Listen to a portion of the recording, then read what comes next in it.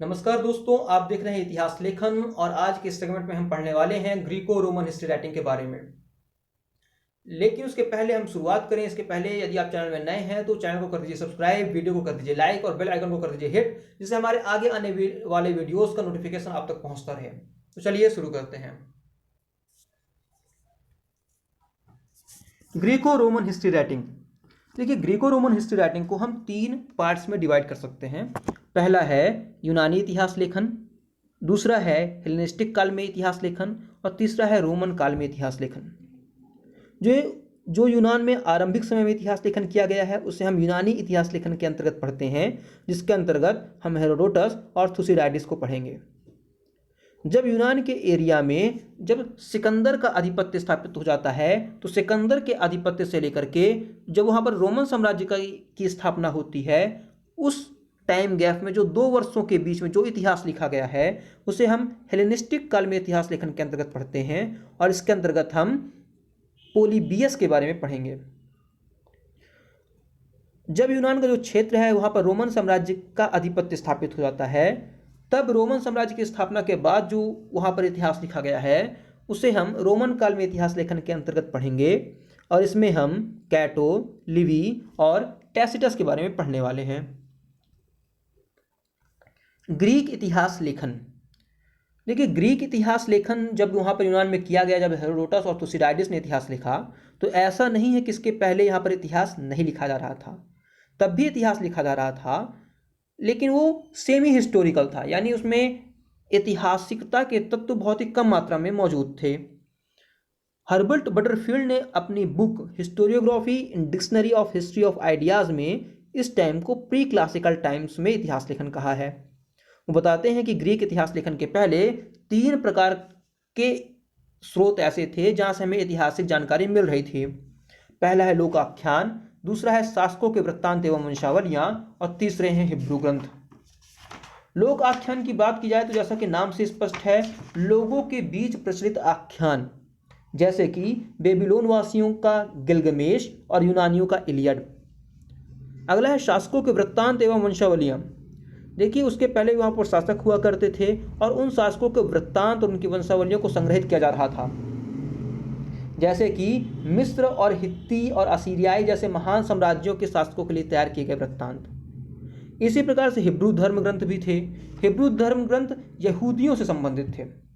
यहूदियों में भी एक अनवरत मौखिक परंपरा रही थी, जिसके अंतर्गत जो है तो अपनी जो जानकारी है, जो अपना इतिहास है, उसको मौखिक रूप में संग्रहित करने की परंपरा रही थी।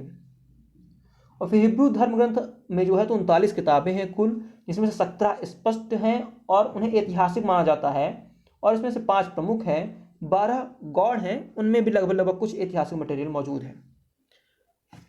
आगे बढ़ते हैं। देखिए, ये हमारे जो अध्ययन का केंद्र बिंदु नहीं है, ये केवल एक बैकग्राउंड है कि इसके पहले भी यहाँ पर कुछ न कुछ इतिहास लेखन की एक मौखिक परंपरा, कुछ न कुछ ऐसे स्रोत उपलब्ध थे जिनमें इतिहास लेखन की मतलब इतिहास की कोई ना कोई जानकारी मौजूद थी। इसे आरजी कॉलिंगवुड ने अपनी book the idea of history में जो है तो इन मटेरियल्स को, ये जो 3 स्रोत थे, इनको सेमी हिस्टोरिकल कहा है। कहते हैं ये धर्म मूलक इतिहास थे या तो फिर मिथक थे। तो इसके बारे में ये हमारे अध्ययन का बहरहाल केंद्र नहीं है। हम पढ़ते हैं ग्रीक इतिहास लेखन के बारे में। देखिए, ग्रीक इतिहास लेखन में हमें पढ़ना है हेरोडोटस के बारे में, थुसिडाइडिस के बारे में, इफोरस के बारे में और थियोपोम्पोस के बारे में। हम हेरोडोटस के बारे में पढ़ना स्टार्ट करें, इसके पहले हम इसका थोड़ा सा बैकग्राउंड देख लेते हैं कि उस समय ग्रीक में क्या हो रहा था। पहला तो ये 6ठी सदी ईसा पूर्व का जो ग्रीक में काल है वो बौद्धिक संक्रमण का काल था। इस समय बहुत सारे अलग अलग क्षेत्रों में, आप देखें फिलॉसफी के क्षेत्र में और राजनीतिक विज्ञान के क्षेत्र में, जैसे पॉलिटिकल साइंस आप कह सकते हैं, और अलग अलग विषयों के क्षेत्र में जो है तो ग्रीक में कुछ ना कुछ काम हो रहा था। लिटरेचर के क्षेत्र में काम हो रहा था। तो ऐसे में इतिहास कैसे पीछे रह सकता था। अगर आप भारत में भी देखें तो भारत में भी 6ठी सदी ईसा पूर्व का काल जो है वहाँ पर बौद्ध और जैन धर्म का उदय हो रहा है। तो इस प्रकार से भारत में भी बौद्धिक संक्रमण का काल है। तो इस बौद्धिक संक्रमण का प्रभाव ग्रीक इतिहास लेखन पर पड़ना स्वाभाविक था। दूसरा है आयोनिया का दबदबा। देखिए, हेरोडोटस जो है ना वह आयोनिया का ही रहने वाला था, और उस समय आयोनिया जो है साइंस के क्षेत्र में, लिटरेचर के क्षेत्र में, इन सभी क्षेत्रों में पूरे यूनान का जो है नेतृत्व कर रहा था। वहीं पर ये सभी गतिविधियां सबसे अधिक चल रही थी। आपको बता देना चाहूँगा कि लिटरेचर के क्षेत्र में जो इलियड जो होमर के द्वारा लिखा गया वह भी आयोनिया में ही लिखा गया था, और हेरोडोटस भी आयोनिया का ही रहने वाला था। निश्चित रूप से उस पर इसका प्रभाव पड़ना ही था। अगली चीज़ आती है एथनोग्राफिक साहित्य का विकास। देखिए एथनोग्राफिक का मतलब क्या होता है। कॉलिंग डिक्शनरी की माने तो कॉलिंग डिक्शनरी के हिसाब से अलग अलग कल्चर्स का अध्ययन करना एथनोग्राफिक अध्ययन कहलाता है, एथनोग्राफिक स्टडी कहलाती है। इस समय जो ग्रीक में जो है तो आसपास के जो पड़ोसी थे, उनके पड़ोसी जो राज्य थे जैसे कि लीडियाई और पर्सियन, इनके कल्चर को अध्ययन करने का, इनके कल्चर को समझने का प्रयास किया जा रहा था। इसका भी प्रभाव ग्रीक इतिहास लेखन पर पड़ा है। दूसरा है लोगोग्राफर। देखिए लोगोग्राफर क्या कहलाते हैं। उस समय पे क्या था, कुछ लोग ऐसे थे जो जगह जगह पे घूम घूम करके कुछ कहानियां सुनाया करते थे, एक तरह से कथावाचक थे। और इनका विषय क्या हुआ करता था कथा वाचने का, कोई इनका पूर्वज या कोई ऐसा मिथिकल कैरेक्टर जिसको ये हीरो बना करके उसकी मतलब प्रशंसा किया करते थे। जैसे कि अगर आप यदि आप मराठी जानते हैं तो मराठी में पोवाडा सॉन्ग्स, जैसे तानाजी का पोवाडा जिसमें तानाजी की खूब बड़ाई की गई, शिवाजी के पोवाडा, या फिर यदि आप बघेलखंड के एरिया से रहने वाले हैं तो आल्हा उदल का जो है तो जो आल्हा खंड चलता है, या फिर ऐसी कोई चीज़ें जो आपने भी देखी होगी कि आपके गांव में दादी नानी की कहानियों में बताया जाता है कि हमारे कोई पूर्वज थे वो ऐसे ऐसे ऐसे ऐसे काम करते थे, या फिर कोई क्षेत्र का कोई ऐसा राजा रहा होगा जिसकी बड़ाई के बारे में कुछ गीत कहानियाँ साहित्य प्रचलित है लोगों के बीच में। तो इस प्रकार की जो चीज़ें, इस प्रकार की जो हीरो वर्शिप है ये लोगोग्राफर्स के द्वारा की जाती थी। वो घूम घूम करके इस प्रकार की चीज़ें सुनाया करते थे। लोगोग्राफर्स को मिथक और इतिहास के संक्रमण का बिंदु माना जाता है। ये जो कहानियाँ सुनाया करते थे इसमें कुछ तो इतिहास हुआ करता था, बाकी सब कल्पना हुआ करती थी। दूसरा चीज़ है युद्धों का प्रभाव।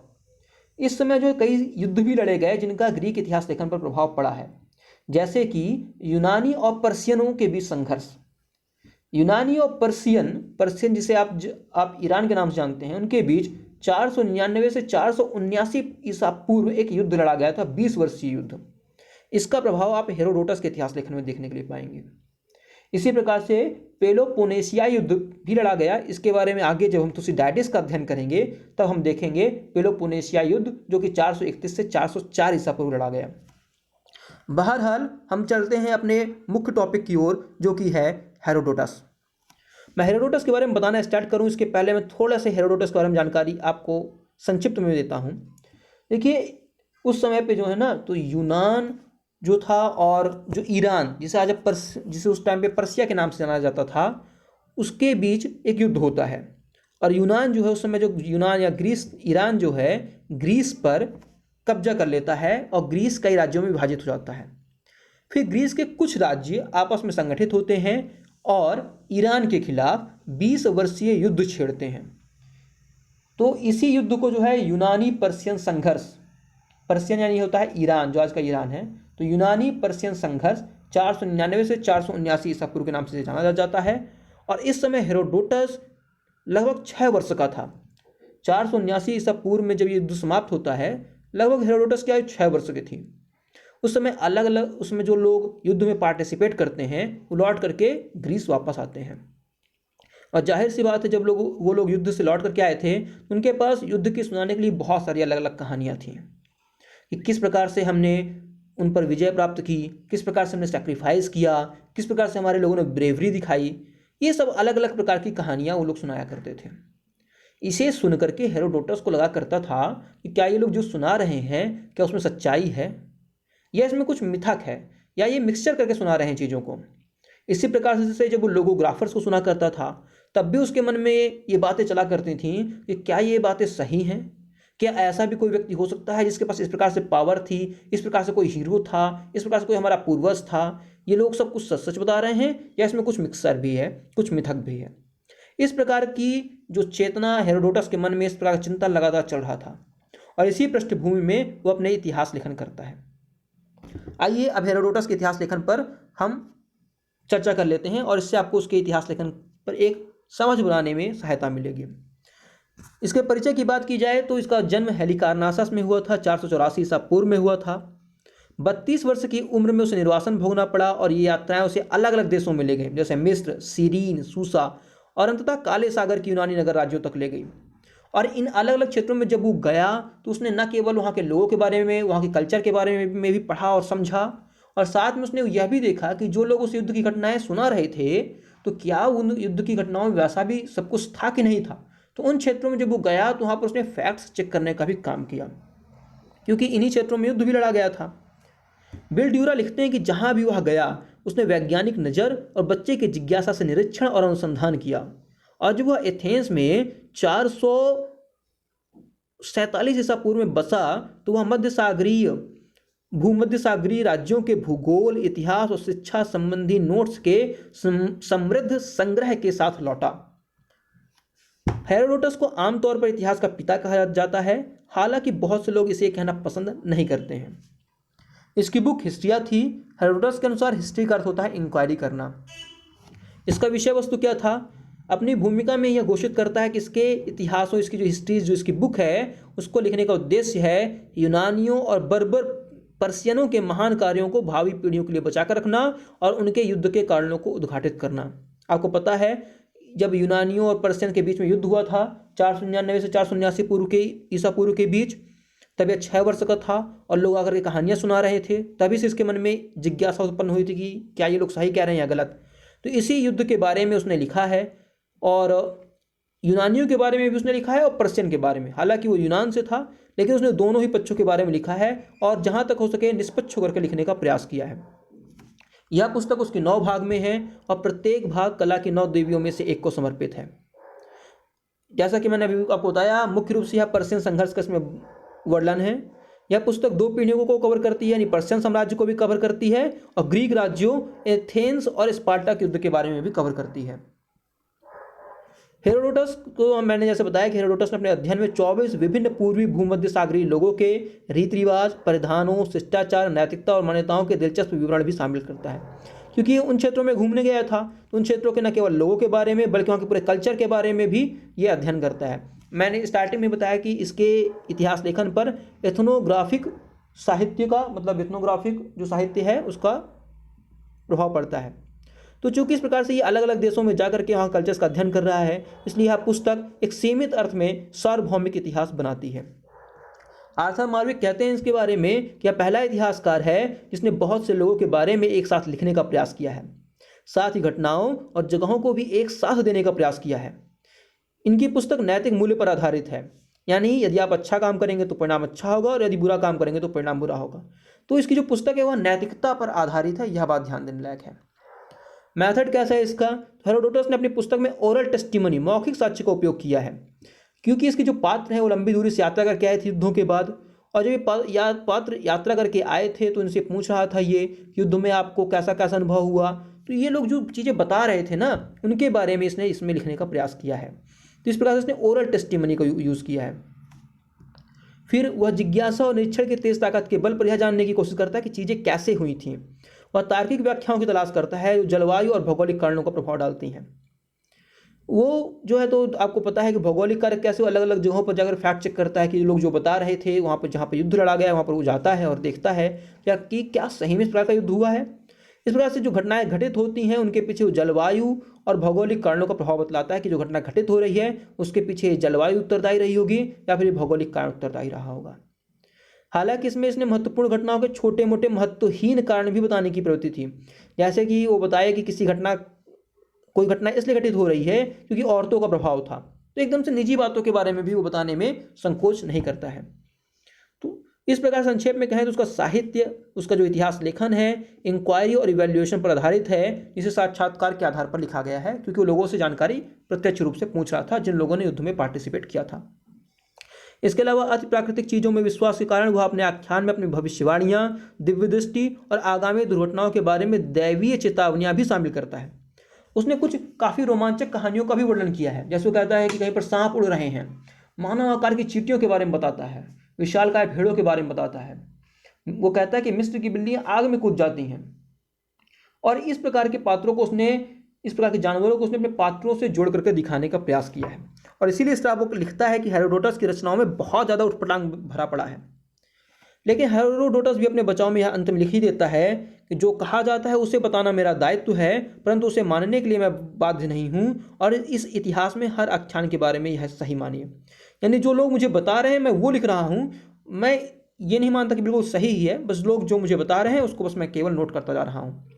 इस प्रकार उसने कई अवसरों पर घटनाओं के वैकल्पिक व्यवस्था की भी बात की है। यानी वो बताता है कि ऐसा नहीं तो फिर ऐसा घटित हुआ होगा, या फिर इस घटना के पीछे ये नहीं तो ये कारण होगा। इस प्रकार की व्याख्या वो कर रहा है।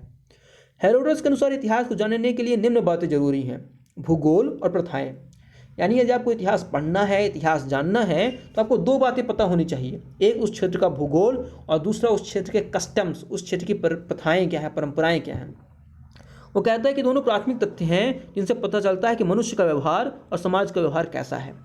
प्रत्येक समाज की प्रथाएं अलग अलग होती हैं और अपने आप में विशेष होती हैं तथा समाज का विकास करने में मदद करती हैं। इस प्रकार से किसी पर्टिकुलर अगर आपको समाज को समझना है तो कहता है आपको भूगोल और प्रथाओं का, उस क्षेत्र की जो प्रथाएं हैं उनका ज्ञान होना आवश्यक है। हेरोडोटस ने ग्रीकों यानी यूनानियों को सभ्य और पर्शियनों को असभ्य बताने की कोशिश की है। इस प्रकार से उसने इतिहास लेखन में बाइनरी में इतिहास लेखन किया। बाइनरी का मतलब होता है दो चीज़ों पर आधारित इतिहास। एक तो उसने कैसे बाइनरी में इतिहास लेखन किया है, उसका इतिहास लेखन केवल दो ही चीज़ों पर आधारित है। एक तरफ ग्रीक हैं और दूसरी तरफ कौन है, पर्शियन है। यानी एक तरफ उसने ग्रीकों के बारे में बात कर दी है और दूसरी तरफ किसके बारे में बात कर दी है, पर्शियंस के बारे में। तो इस प्रकार से वो केवल दो के बारे में बात कर रहा है। जब केवल दो के बारे में जहाँ पर भी इतिहास लेखन होता है वो दो ध्रुवीय इतिहास लेखन जब होता है तो इस तरह से कह सकते हैं, तो उसे हम कहते हैं वो बाइनरी में इतिहास लेखन लिख रहा है। इसकी शैली कैसी है, तो यूनानियों के चित्रण में हेरोडोटस की राष्ट्रभक्ति झलकती है, लेकिन वह किसी राजनीतिक विवाद के दोनों ही पक्षों का सही जिक्र करता है। जैसे वह पर्शियनों की वीरता और सम्मान और शौर्य का भी बखान करता है। रहने वाला तो यूनान का था, लेकिन जो पर्शियन सोल्जर्स थे उनकी भी वीरता सम्मान का वो बखान करने में संकोच नहीं करता है। इसके अलावा हेरोडोटस को गद्य रचना का जनक और श्रेष्ठ कथावाचक माना जाता है। उसकी ढीली ढाली, साहस, रुमानी और चमत्कृत करने वाली शैली बहुत ही मनोरंजक और अद्भुत कथाओं में उसकी देखी जा सकती है। इसके अलावा प्रक्रियाओं से ज़्यादा मनुष्य के बारे में लिखते हुए शानदार चरित्र चित्रण भी करता है। इसके आकलन के बारे में बात करा जाए तो काल के परिप्रेक्ष्य में मनुष्य को देखने वाला हेरोडोटस पहला व्यक्ति था। काल के परिप्रेक्ष्य में यानी वो बताए कि कौन सी घटना, कौन सा मनुष्य अगर अपनी वीरता दिखा रहा है तो किस टाइम में दिखा रहा है। ये होता है काल के परिप्रेक्ष्य में मनुष्य को देखना। तो काल के परिप्रेक्ष्य में मनुष्य को देखने वाला हेरोडोटस पहला व्यक्ति था। इसके अलावा सिसरो ने उसे इतिहास का जनक कहा है। जो लोग यूजीसी नेट की तैयारी कर रहे हैं उनके लिए, उनके दृष्टिकोण से ये फैक्ट्स बहुत इंपॉर्टेंट होने वाले हैं कि सिसरो ने उसे इतिहास का जनक कहा है, लूसियन ने उसे थुसिडाइडिस से ऊपर का दर्जा दिया है, शॉर्टवेल ने उसे पर्शियन युद्धों का होमर कहा है। ईबर्न्स के अनुसार वह पहला लेखक हुआ जो मानता था कि इतिहासकार का काम मनुष्य के पूरे पिछले जीवन को पुनर्निर्मित करना है। वह संपूर्ण इतिहास लेखन के क्रम में सबसे महत्वपूर्ण कथावाचकों में से एक था। कॉलिंगवुड कहते हैं कि हेरोडोटस को वैज्ञानिक इतिहास के सृजन का श्रेय देता है कॉलिंगवुड, और वह हेरोडोटस को आधुनिक इतिहास लेख की सभी 4 परीक्षाओं से गुजारता है और तार्किक साक्ष्य एवं व्याख्या पर अपना आख्यान आधारित नहीं करने की सिर्फ कमी पाता है। तो इस प्रकार से ये हेरोडोटस का हमारा पूरा लेक्चर आज पूरा हो रहा है। अगले लेक्चर में हम थुसिडाइडिस के बारे में निश्चित रूप से पढ़ेंगे, लेकिन उसके साथ अगर कुछ कमियों को अगर देखा जाए तो और उसकी कुछ विशेषताओं को देखा जाए तो एक तरह से देखा जाए तो वो कहता तो है कि मैंने फैक्ट्स को चेक किया है, लेकिन 100% साइंटिफिक हिस्ट्री हेरोडोटस नहीं लिख पाया है। एक तरह से देखा जाए तो वो पर्शियन लैंग्वेज नहीं जानता था जब वो पर्शियन का इतिहास लिखने का जब उसने प्रयास किया। जैसे कि यहाँ पर देखिए लिखा हुआ है कि उसने पर्शियनों की भी वीरता, सम्मान और शौर्य का बखान किया है। तो जब वो पर्शियन सोल्जर्स का इंटरव्यू लेने गया तो उसे पर्शियन लैंग्वेज नहीं आती थी, उसने ट्रांसलेटर का यूज़ किया जो ग्रीक भाषा भी जानता हो और पर्शियन लैंग्वेज भी जानता हो।